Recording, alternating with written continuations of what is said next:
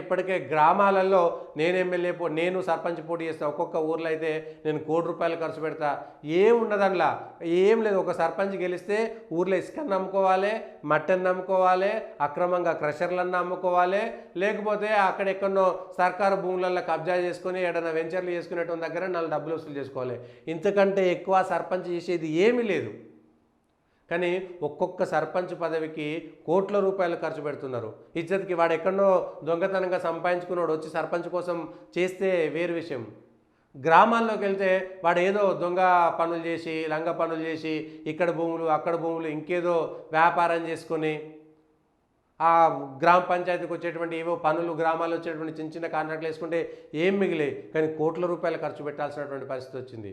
నిఘా పెట్టుకునే గ్రామాల్లో ప్రజలు ఇంత గ్రామ స్థాయిలో లక్షల కోట్ల రూపాయలు ఖర్చు పెట్టే స్థాయికి రావడం అనేటువంటిది ఎప్పటికీ కూడా మంచిది కాదు.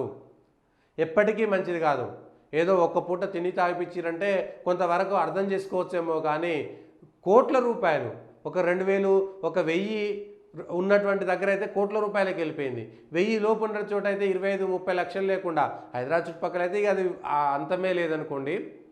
గ్రామాల్లో, పూర్తిగా గ్రామాల్లో ఉన్నటువంటి, పట్టణాలకు దూరంగా ఉన్నటువంటి గ్రామాల్లో కూడా 20-25 లక్షల రూపాయలు ఒక సర్పంచ్కు ఖర్చు పెట్టి వాడు ఏం బతుకుతాడు? వాడు ఏం చేస్తాడు?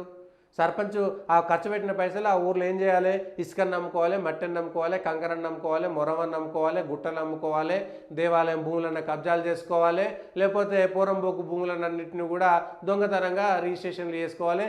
ఇంతకంటే వేరే ఏముంటుంది? ఆయన ఏం డెవలప్ చేస్తాడు? సర్పంచ్ అంటే ఊరికి పాపం ఎమ్మెల్యేతోటో జెడ్పీటీసీతోటో మాట్లాడి ఊర్లో ఏదైనా బడి కట్టాలన్నా, గుడి కట్టాలన్నా, రోడ్లు వేయాలన్నా, మోరీలు తీయాలన్నా, వీధి దీపాలు వేయాలన్నా, లేదంటే పరిశుభ్రతంగా ఉంచాలన్నా, ఇవన్నీ కూడా ఉండేటువంటిది ఒక సర్పంచ్ అంత పని చేస్తే చాలు.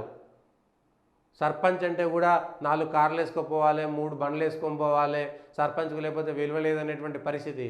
ఒక్కొక్క సర్పంచ్ అయితే ఆ ఊర్లోనే ఉండలేడు, వాడు హైదరాబాద్ ఎక్కడనే ఉంటాడు, ఆ ఊర్లో పోతే సర్పంచ్ గెలుస్తాడు, మళ్ళీ వస్తాడు.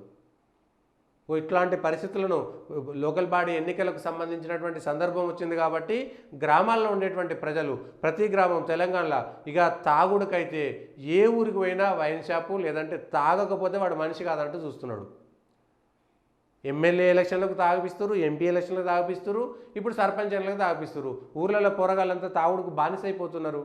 తాగుడు లేకపోతే వాడు ఎవడన్నా నాయకుడే కాదు, వాడు తాగిపోయలేదంటే వాడు నాయకుడు కాదు.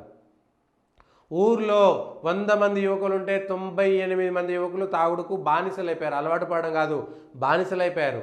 60% మంది, 70% మంది బానిసలైపోయారు. కొంతమంది కొంత నిగ్రహంగా ఉండగలుగుతున్నారేమో, కానీ గ్రామాల్లో దారుణంగా ఉన్నాయి పరిస్థితులు, చాలా దారుణంగా ఉన్నాయి. మార్పు తేవడానికి ప్రతి ఒక్కరూ కంకణం కట్టుకోవాల్సినటువంటి పరిస్థితి వచ్చింది. శపథం చేసుకోవాలి, నేను ₹1 వంచను, నేను తాగిపించను, నేను గ్రామానికి సేవ చేస్తా, గ్రామంలో ఎమ్మెల్యేలతో ఎంపీలతో కొట్లాడి నేను నిధులు తీసుకొస్తా అనేటువంటి చదువుకున్నటువంటి తాగనటువంటి వాళ్ళను, యువకులను, అవసరమైతే మహిళలను, తాగని మహిళలు, మళ్ళీ మొగుడు పెత్తనం చేసే మహిళలు వద్దే వద్దు, వాళ్ళే సొంతంగా రాజకీయాలు చేసేటువంటి మహిళలను ప్రోత్సహించాల్సినటువంటి సందర్భం మాత్రం ఆసనమైంది.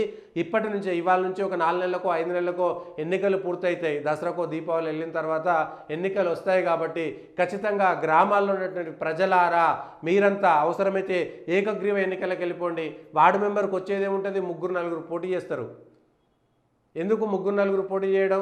ఆ వార్డులో ఉండేటువంటి 200కో 300కో ఓట్లకు ఎవడు మంచోడో ఎవడు చెడ్డోడో తెలియదా? ఒక్కరు ఏకగ్రీవంగా చేసుకునేటువంటి ప్రయత్నం చేద్దాం. వార్డు మెంబర్లని, సర్పంచ్లని, సరే ఎంపీటీసీలు అంటే, జెడ్పీటీసీలు అంటే ఈ పార్టీల గుర్తుల మీద పోటీలు జరుగుతాయి కాబట్టి మనం ఏం చేయలేము. కనీసం సర్పంచ్లకు, వార్డు మెంబర్లకైనా సరే ఏకగ్రీవంగా అక్కడ ఉండేటువంటి 100-200 మంది కూర్చొని మాట్లాడుకోలేరా 5 ఏళ్ల పాటు? వచ్చేదే లేదు, ఏం లేదు. వార్డు మెంబర్ పాపం పొద్దున్న లేస్తే మళ్ళీ వాళ్ళు కూలికి పోవడమో, వాళ్ళ పనులు వాళ్ళు చేసుకోవడమో, గొర్రెలు గాయడమో, తాళ్ళు ఎక్కడం, వాళ్ళ పనే చేసుకుంటారు వార్డు మెంబర్లు. దానికి కూడా అంత ఖర్చు చేసి అంత దానికి ప్రెస్టేజ్గా పోయి ఈగోకు పోయాల్సినటువంటి అవసరం ఉంది ఒక గ్రామంలో. కనీసం చిన్న చిన్న గ్రామాలు, ఇప్పుడు తండాలు, గూడాలన్నీ కూడా పంచాయతీలనే, అక్కడైనా సరే ఏకగ్రీవంగా చేసుకునేటువంటి ప్రయత్నం చేద్దాం. ఒక 1000 ఓట్ల లోపు ఉండేటువంటి గ్రామాలైనా సరే ఏకగ్రీవంగా ఎందుకు పోకూడదు?